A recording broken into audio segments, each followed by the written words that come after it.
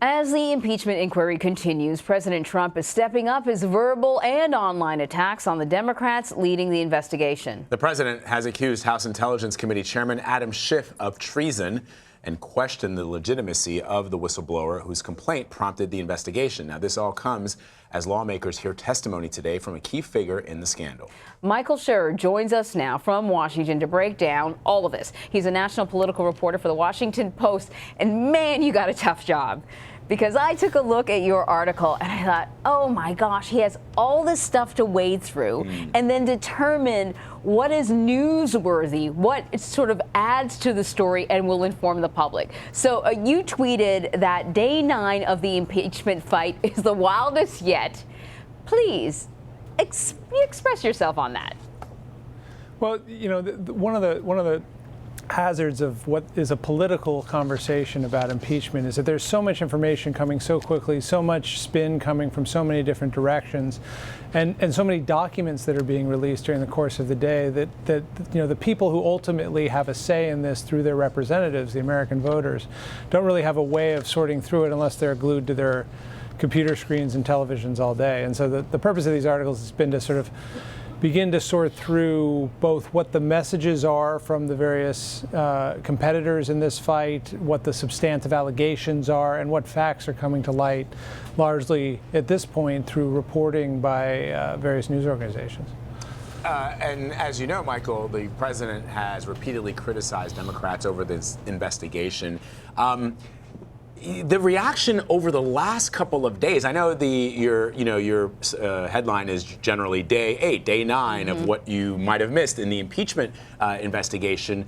But the fact that the president seems to be reacting in the moment, the fact that he is, right. I mean, he tweets regularly, but now we're seeing a level of tweeting that we haven't seen for quite some time. He's live tweeting press conferences that Speaker Pelosi and Adam Schiff are giving to the press. He's using profanity in some of those tweets. He's using profanity in the Oval Office when he says blank strap. Everybody knows what he's talking about. What are the people around the president saying to him? Is there anything that they can do to sort of rein him in and see how things develop? Well, so we know from the beginning of this presidency, the president's had far more confidence in his own instincts when it comes to messaging than anybody around him. I think what's changed in the last 5-6 months is that there are just not that many people left around him. Definitely not any people who are willing to intervene and say, don't do this, stop. This is a bad idea. And that was, you know, something that was a sort of constant refrain inside the White House during the first year of his presidency.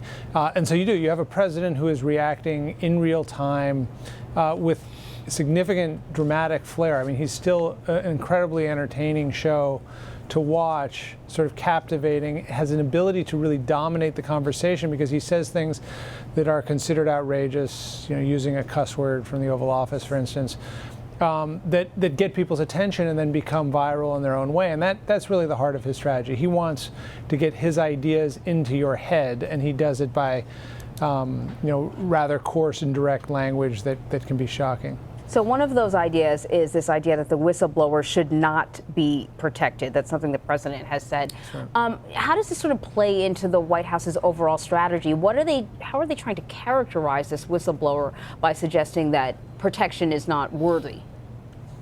Well, they've argued, and this is mostly from the president, not from his staff, but they've argued that this is a partisan person that shouldn't be trusted, and that the whistleblower complaint should not be read or taken at face value. What they want people to focus on is the rough transcript of the phone call the president had with Ukraine, which contains some ellipses, so we don't know how complete it was.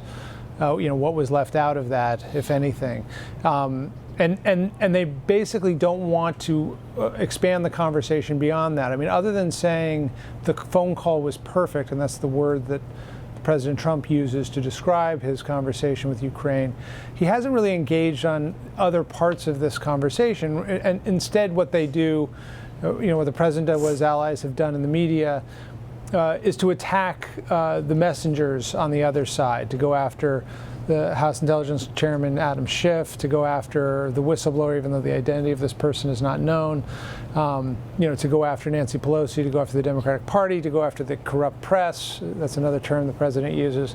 And to sort of have the battle not on the substance of this discussion, but on who should be trusted, who's on your side, who's not on your side.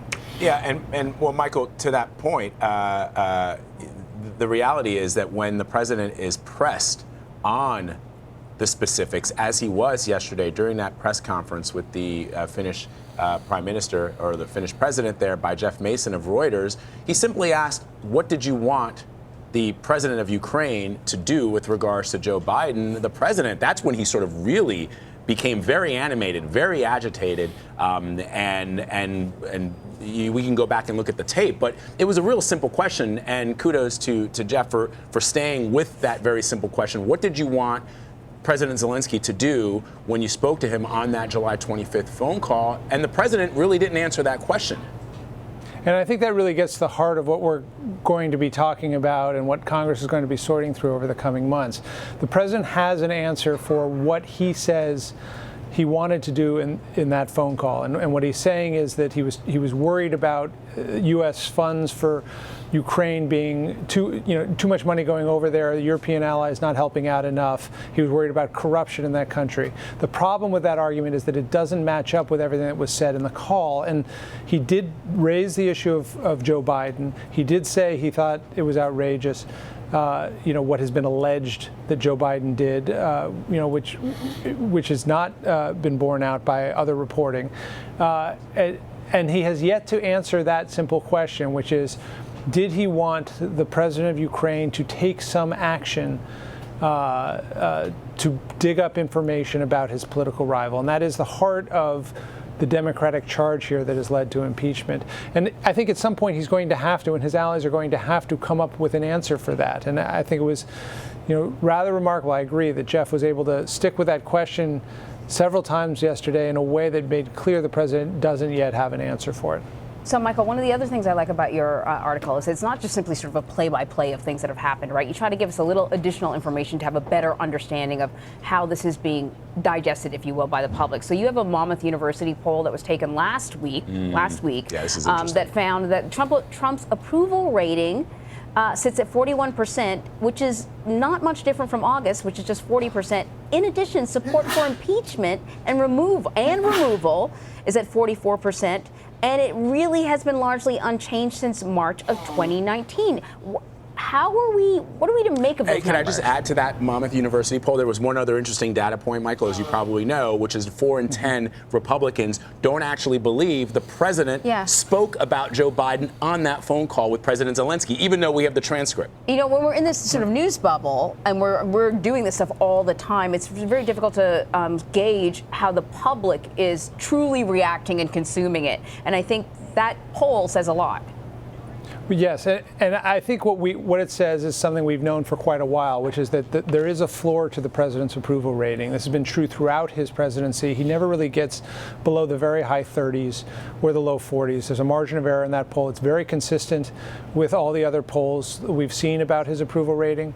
I think what's interesting about the Monmouth poll and other polls that have come out since Speaker Pelosi announced the impeachment proceeding is there is a consolidation among Democrats supporting impeachment, and there is a move among independents supporting impeachment. It's a slight move. It's still not a very popular position in the country. I mean, the best polls for impeachment or the starting the impeachment process put it just over 50%. But there is some movement here. It's not also a very unpopular position, which was the situation a few months ago after the Mueller report came out.